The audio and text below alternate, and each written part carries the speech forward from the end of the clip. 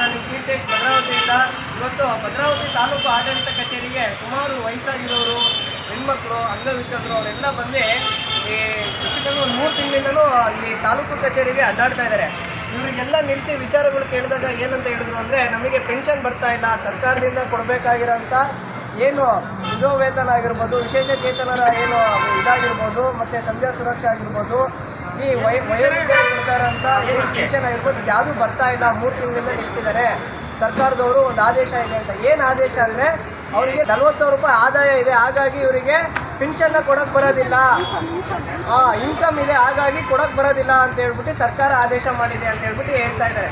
ಈಗ ನಾವು ಕೇಳೋದಂದರೆ, ಈಗ ಏನು ನಿವೃತ್ತ MLCಗಳು ಇರ್ತಾರಲ್ಲ, ಅವರಿಗೆ ಆದಾಯಗಳನ್ನು ಒಂದು ಅಟೆಸ್ಟೆಡ್ ಮಾಡಿಬಿಟ್ಟು ಕೊಟ್ಟಿರ್ತಾರೆ, ಎಲ್ಲರಿಗೂ ಪಬ್ಲಿಕ್ಕಿಗೆ ಗೊತ್ತಾಗೋಂಗೆ ಕೊಟ್ಟಿರ್ತಾರೆ. ಏನಂತ, ನನ್ನ ಹತ್ರ ಇಷ್ಟು ಎಕರೆ ಆಸ್ತಿ ಇದೆ, ನನ್ನ ಹತ್ರ ಇಷ್ಟು kg ಒಡವೆ ಇದೆ, ನನ್ನ ಹತ್ರ ಇಷ್ಟು ಬ್ಯಾಂಕಲ್ಲಿ ದುಡ್ಡಿದೆ ಅಂತ ಹೇಳ್ಬಿಟ್ಟು ಎಲ್ಲ ಸರ್ಟಿಫೈಡ್ ಕಾಪಿಗಳನ್ನು ಸರ್ಕಾರಕ್ಕೆ ಕೊಟ್ಟಿರ್ತಾರೆ. ಆದರೆ ಇದೇ MLC MP ಗಳಿಗೆ ಕೊಡ್ತಾ ಇರೋ ಪಿನ್ಷನ್ಗಳು ಎಷ್ಟು ಅಂದರೆ 70,000, 80,000, 1 ಲಕ್ಷವರೆಗೂ ಇವತ್ತು ಅವ್ರಿಗೆ ಪಿನ್ಷನ್ ಕೊಡ್ತಾ ಇದ್ದಾರೆ. ಇವತ್ತು ನಾವು ಏನು ಅವರಿಗೆ ಆಯ್ಕೆ ಮಾಡಿ ಕಳಿಸಿದ್ದೀವಿ, ಅವರು ಇವತ್ತು ಕೂತ್ಕೊಂಡು ನಮ್ಮನ್ನು ಯಾವ ರೀತಿಯಾಗಿ ತುಳಿತಾ ಇದ್ದಾರೆ ಅಂದರೆ, ನಮ್ಮಲ್ಲಿರೋಂಥ ಕೆಲವೊಂದು ವಿಚಾರಗಳನ್ನು ಇಟ್ಕೊಂಡು ಇವ್ರಿಗೆ ಬರಬೇಕಾಗಿರೋ ಸೌಲಭ್ಯಗಳನ್ನು ತಡೆ ಹಿಡಿಯೋದಕ್ಕೆ ನೂರಾರು ಕಾನೂನು ಮಾಡ್ತಾರೆ. ಆದರೆ ಅಲ್ಲಿ ಕೂತಿರೋಂಥ MLA-MPಗಳು ಏನು ಮಾಡ್ತಾ ಇದ್ದೀರಾ?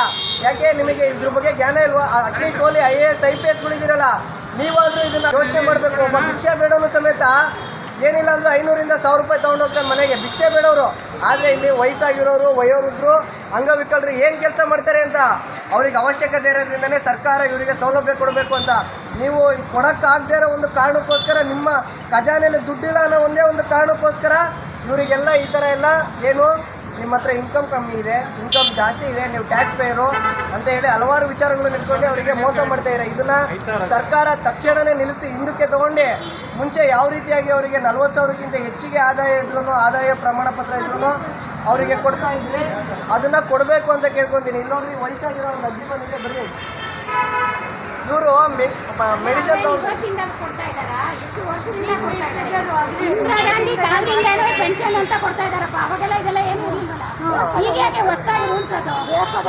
ಅಲ್ಲ, 40,000ಕ್ಕೆ ಹೇಗೆ ಮನೆ ಇಲ್ಲ, ಮನೆಯಲ್ಲಿ ಇನ್ಕಮ್ ತೋರಿಸಿ ಇಷ್ಟೇ 1,000 ಇನ್ಕಮ್ ಮಾಡಿ ಅಂತ ಮಾಡೋರು ಅವರೇ.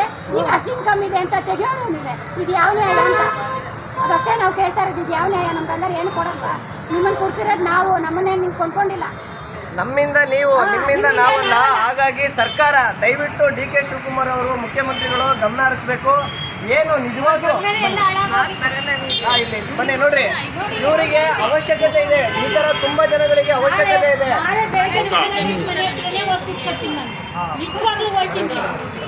ಅದು ಕೊಡ್ತೀನಿ, ಇದು ಕೊಡ್ತೀನಿ ಅಂತ 20 ಸಲ ಮನೆ ತಕ್ಕ ಬಂದು ಇವತ್ತು ಬರೋಕ್ಕಲ್ಲ ಅಂತ ಹೇಳ್ತಾರಲ್ಲ, ಅಲ್ಲಿಗೆ ಹೋಗಿ ಕೂತ್ಕೋಬೇಕು. ಇನ್ಕಮ್ ಮಾಡಿರೋದೇ ಗೌರ್ಮೆಂಟ್ ಅಲ್ವಾ? ಗೌರ್ಮೆಂಟ್ ಇನ್ಕಮ್ ಅಂತ ಮಾಡಿರೋದೇ ಅವರು.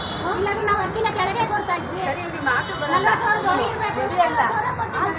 ನೋಡ್ರಿ, ಇವರಿಗೆ ಮೆಡಿಸಿನ್ ಇಂಥ ಏನು ವಿಶೇಷ ಚೇತನ ಇಂಥ ಸೊಪ್ಪಟ್ಟಿಗೆ ಊರೆಲ್ಲ ಅಲ್ಲಿ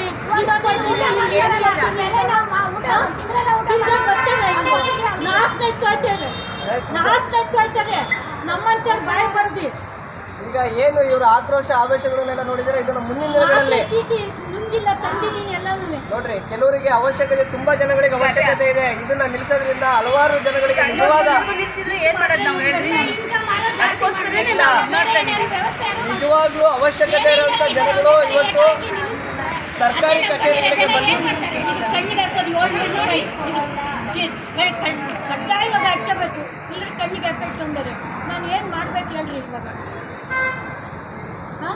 ಬಾಯಿ ಮಣ್ಣಾಕೋಗ ಹಿಂಗೆ ಹೇಳ್ತಾರಲ್ಲ, ಬರಲ್ಲ ನಿಮ್ಗೆ ಇಷ್ಟು ಅನುಮಾನ ಇದೆ, ಎಷ್ಟು ಅನುಮಾನ ಇದೆ ಅಂತ ಹೇಳ್ತಾರೆ.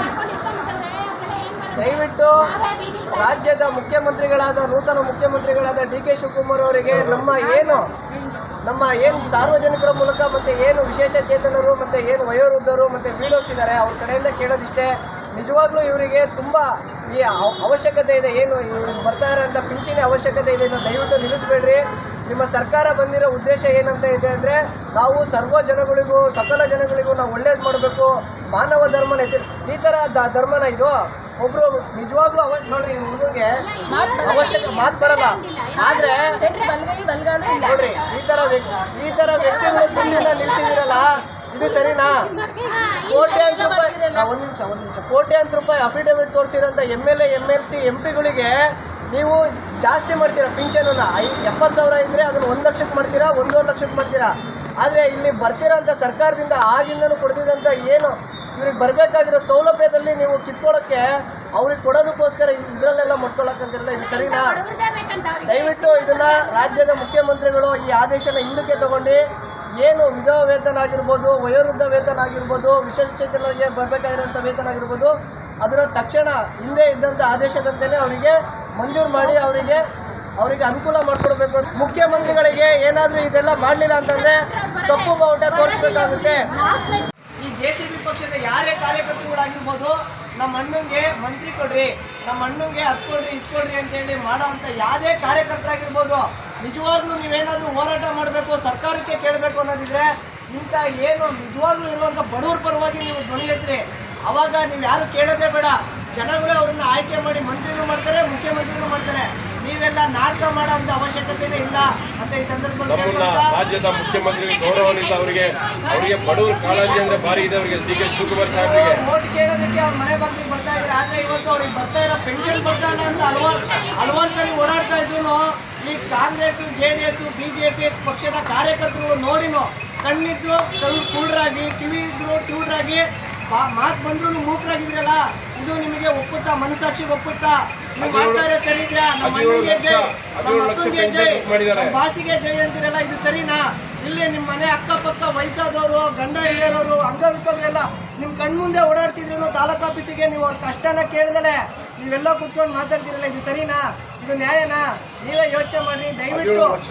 ಇದು ಪ್ರತಿಯೊಬ್ಬರು ವಿಚಾರ ಮಾಡಬೇಕಾಗಿರುವಂಥ ವಿಚಾರ ಆಗಿದೆ. ಹಾಗಾಗಿ ಎಲ್ಲರೂ ಗಮನ ಹರಿಸಿ, ಎಲ್ಲ ಪಕ್ಷದ ಕಾರ್ಯಕರ್ತರು ನಿಮ್ಮ MLAಗಳಿಗೆ, MP ಗಳಿಗೆ, MLCಗಳಿಗೆ ಲೆಟ್ರ್ ಕೊಡ್ರಿ, ನಮ್ಮ ಅಣ್ಣಂಗೆ ಮಂತ್ರಿ ಕೊಡ್ರಿ, ನಮ್ಮ ಬಕೆಟ್ ಇಳಿಯೋದನ್ನ ಬಿಟ್ಟು ಸಾರ್ವಜನಿಕ ಹಿತಾಸಕ್ತಿಗೋಸ್ಕರ ಕೆಲಸ ಮಾಡಬೇಕು.